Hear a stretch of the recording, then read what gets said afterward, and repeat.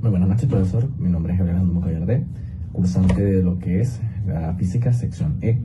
Aquí me presento para presentar lo que es mi segunda evaluación del campo eléctrico y la ley de Gauss. Muy buenas noches. Primero vamos a comenzar con lo que es el campo eléctrico y la ley de Gauss.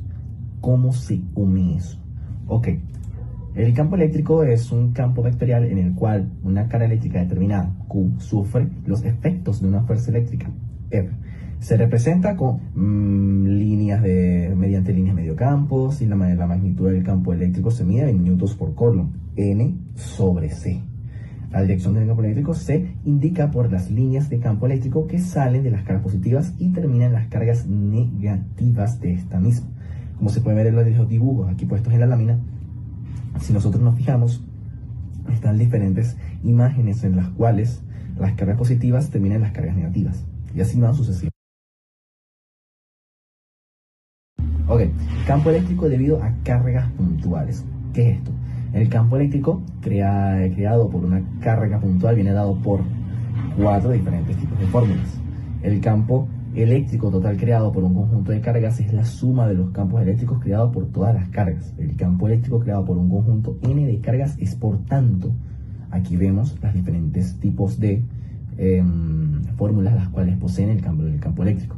Es igual a F sobre 1, que es igual a Q acá por Q1 sobre R al cuadrado. Cualquier carga que prueba Q2 colocada en un punto del espacio donde existe un campo eléctrico experimentará una fuerza dada por F vectorial. Recordemos que lo que es estas mismas cargas eléctricas van de forma vectorial. ¿Por qué? Porque estas mismas cargas van si nosotros lo vemos, como vamos a verlo más de pronto, en lo que es una superficie gaussiana, estas mismas cargas atraviesan estas superficies gaussianas. Un ejemplo de ello muy claro es la superficie gaussiana, que es la caja de pilas, que son láminas puestas, las cuales las cargas atraviesan dichas superficies. Ok, vamos con la siguiente fórmula. Y si el campo eléctrico es creado por una carga fuente Q1, dicha fuerza vendrá dada por F vectorial, recordemos, que es igual a Q2 por E vectorial, que es igual a K, Q1 por Q2. Recordemos, como dijimos anteriormente en la ley de Coulomb, que Q son cargas.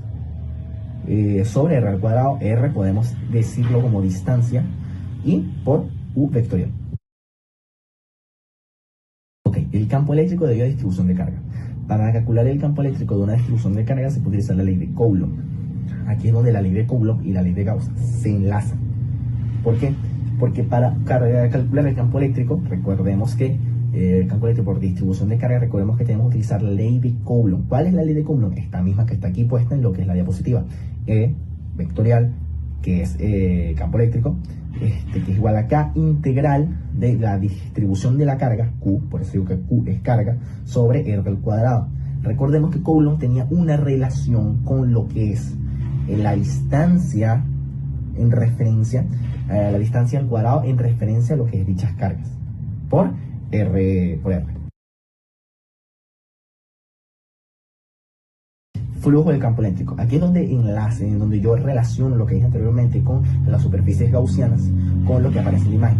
Si se ve, en las imágenes aparece lo que es las diferentes formas en las cuales las superficies están siendo atravesadas por dichas cargas.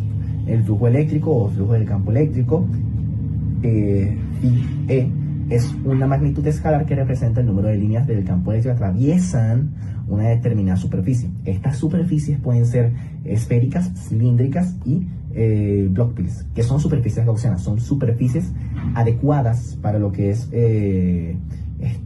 utilizar la ley de Gauss.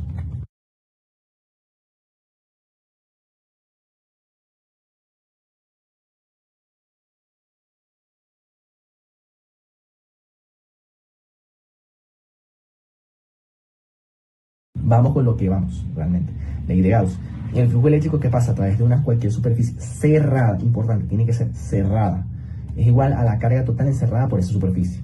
Ok, ¿cómo se come esto? Básicamente, si una carga, si un flujo eléctrico pasa a través de una superficie gaussiana, en este caso vamos a poner ejemplo de un cilindro, ese flujo eléctrico va a ser igual a la carga que está encerrada, que está total encerrada por esa superficie.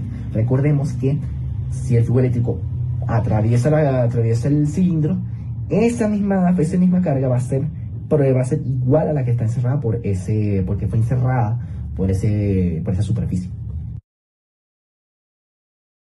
¿Okay? Aplicación de la ley de Gauss en varias distribuciones de carga. En distribuciones de carga con simetría plana. ¿En qué me refiero a plana? Un ejemplo de ello puede ser block pills, básicamente, que son láminas puestas en las cuales las cargas atraviesan. La ley de Gauss se aplica para calcular el campo eléctrico generado por un plano cargado uniformemente. ¿Por qué se me refiero uniformemente? Porque las superficies gaussianas tienen la cualidad de que el flujo eléctrico carga la superficie de manera uniforme. Eso pasa, ¿por qué? Porque es un campo cerrado. Al elegir una superficie gaussiana en forma de prisma y calcular la carga cerrada, podemos determinar que el campo eléctrico utilizado, la fórmula es igual a omega entre 2, 0, donde E es el campo eléctrico, omega es la densidad, tita es la densidad superficial de la carga, y epsilon es la constante dieléctrica del vacío. En aplicaciones de la ley de Newton se ve a varias distribuciones de carga. Si consideramos una carga puntual localizada al exterior de una superficie cerrada con forma arbitraria, recordemos que no todas las superficies, a pesar de ser cerradas, son gaussianas. ¿Por qué? Porque unas encierran mejor el flujo eléctrico que otras, evidentemente. El número de líneas de campo eléctrico que entran en la superficie es igual al número de líneas que salen. Por lo tanto, el flujo eléctrico neto a través de una superficie cerrada que no rodea ninguna carga es igual a 0.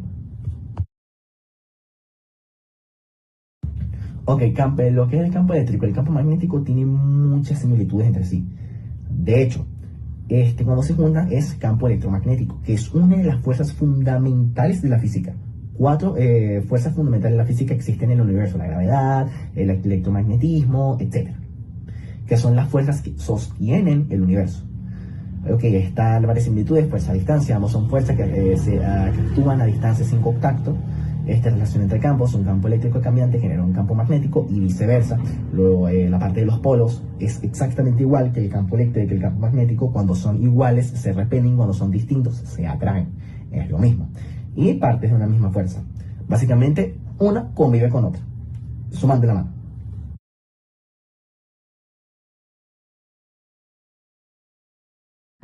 Ok.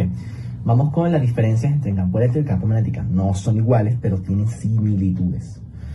Aquí vamos con las diferencias, evidentemente. Los campos eléctricos son producidos por cargas eléctricas positivas y negativas. No necesariamente un campo magnético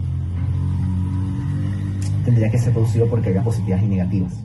No necesariamente. Los campos magnéticos están asociados a los polos magnéticos norte y sur. También son producidos por cargas en movimiento. ¿A qué se refiere a esto?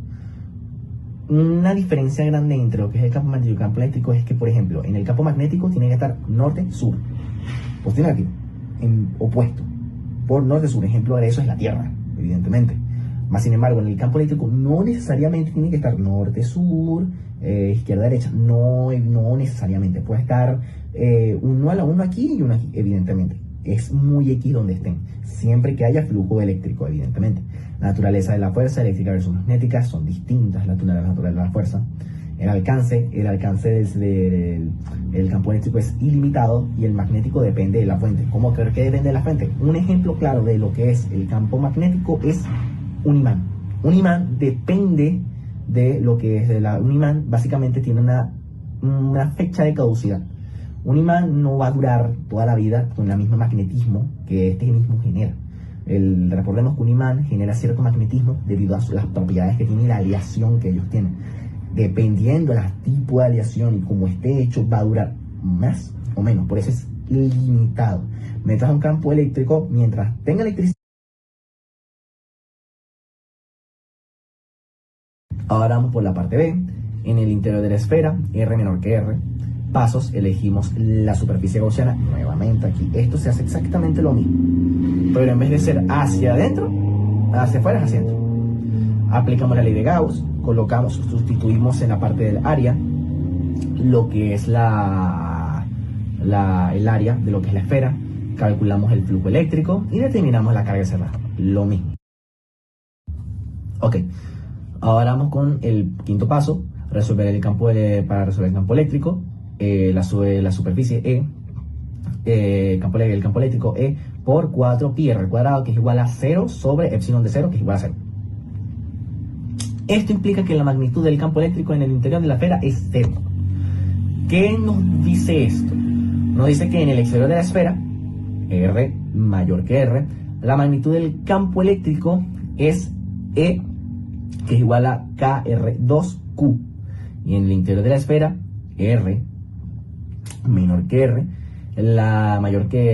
menor que R, la magnitud del campo eléctrico es E, es 0.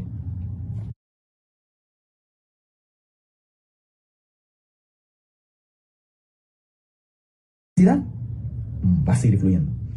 Y los efectos específicos: el eléctrico produce luz, calor, electricidad, y el magnético afecta a la brújula. Es lo mismo que en un buque. En un buque, por ejemplo, cuando vamos al Triángulo de las Bermudas, ¿qué pasa con la brújula? Se descontrola. ¿Por qué? Porque es un sitio con alto magnetismo.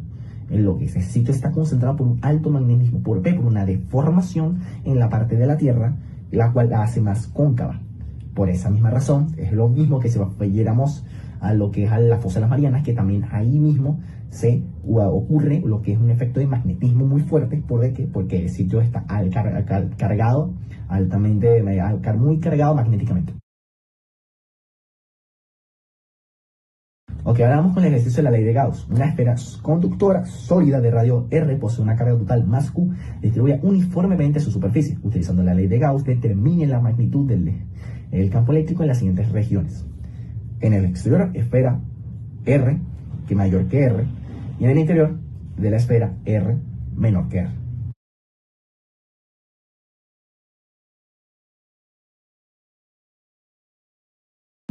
Vamos con la solución de dicho ejercicio. Ok, vamos a la primero, que es básicamente en el exterior de la esfera, cuando R es mayor que R. Pasos. Elegimos la superficie gaussiana. Aquí hago un paréntesis muy importante, gracias a que estamos en el ejercicio. Una superficie gaussiana existe en diferentes tipos: es cilíndrica, esférica y blómbil. Son esas láminas, repito.